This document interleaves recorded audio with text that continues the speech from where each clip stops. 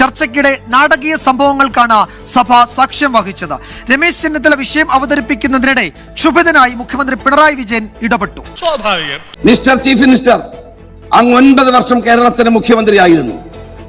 ഈ 9 വർഷത്തിനിടയിൽ ലഹരിയെ നിയന്ത്രിക്കാനോ ലഹരിക്കെതിരെ ഒരു പോരാട്ടം നടത്താനോ ഈ ഗവൺമെന്റ് കഴിഞ്ഞിട്ടില്ല എന്നുള്ളതാണ് സത്യം. സത്യമാണെങ്കിലും എനിക്ക് അംഗീകരിച്ചു കൊടുക്കാൻ പറ്റുമോ? സാർ, പുതിയൊരു എക്സൈസ് നയം വരുന്നു എന്ന് പറയുന്നു. IT പാർക്കുകളിൽ മദ്യം വിളമ്പാം, ഡ്രൈ ഡേ വേണ്ട, ടൂറിസ്റ്റ് സെന്ററുകളിൽ യഥേഷ്ടം മദ്യം നൽകാം, കള്ള് ഷാപ്പുകളുടെ ദൂരപരിധി 400-ൽ നിന്ന് 250 കുറയ്ക്കാം. അത് നല്ല തീരുമാനമാണ്. ലഹരിയെ തടയുമെന്ന് പറയുന്ന നമ്മൾ ഇത് അനുവദിച്ചു കൊടുത്താൽ വരും തലമുറകൾ നമ്മളോട് ചോദിക്കില്ലേ സാർ? കേരളം ലഹരി മാഫിയയുടെ കീഴിൽ അമർന്നു കഴിയുമ്പോഴാണ് ഇവിടെ ഇനിയും ഡിസ്റ്ററിയും ബ്രൂവറിയും വൈനറിയും ഒക്കെ സ്ഥാപിച്ചുകൊണ്ട് കേരളത്തിൽ കൂടുതൽ മദ്യത്തിന്റെ അവൈലബിലിറ്റി വർദ്ധിപ്പിക്കാനുള്ള ശ്രമം നടത്തുന്നത് ആർക്ക് വേണ്ടി സാർ?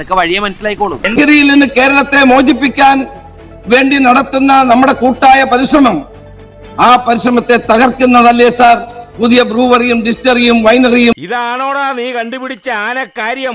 ഇദ്ദേഹം ഈ മിസ്റ്റർ ചീഫ് മിനിസ്റ്റർ എന്ന് പറഞ്ഞിട്ട് കുറെ ചോദ്യങ്ങൾ ചോദിച്ചുകൊണ്ടിരിക്കുന്നുണ്ട്. ഓരോന്നിനും ഞാൻ ഇടക്കിടക്ക് ഉത്തരം പറഞ്ഞുകൊണ്ടിരിക്കണോ? വേണമെങ്കിൽ അതാകാം, അതാണ് ഉദ്ദേശിക്കുന്നെങ്കിൽ. താൻ എന്ത് തേങ്ങാ കൊലയാണോ ഈ പറഞ്ഞുകൊണ്ട് വരുന്നത്?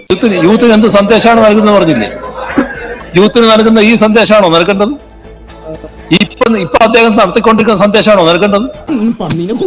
അദ്ദേഹം എന്താ നൽകിയത്? ഇതിലൂടെ പറഞ്ഞുകൊണ്ടിരിക്കുന്നത് എന്താണ്?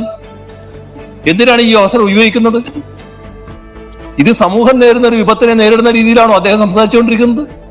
അതാണോ ശരിയായ രീതി? യാഥാർത്ഥ്യം മനസ്സിലാക്കാൻ കഴിയണം. നാട് നേരിടുന്ന പ്രശ്നം എന്താണെന്ന് മനസ്സിലാക്കാൻ കഴിയണം.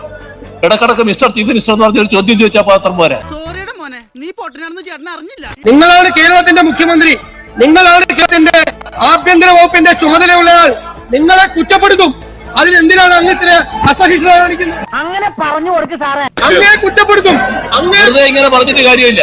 സർക്കാരും മുഖ്യമന്ത്രിയും എഴുതി തരുന്നത് പോലെ പ്രസംഗിക്കാനല്ല ഞങ്ങൾ ഇങ്ങോട്ട് വരുന്നത്. ശരിയാണല്ലോ. ചീഫ് മിനിസ്റ്റർ എന്നാണ് വിളിച്ചത്, അല്ലാതെ മോശം പേരൊന്നും അല്ല വിളിച്ചത്. അത്ര പെട്ടെന്ന് മനസ്സിലാക്കി എടുക്കാനുള്ള ബുദ്ധി അതിലുണ്ടോടാ? സബ്സ്ക്രൈബ് ചെയ്യാമോ? മതിയോ?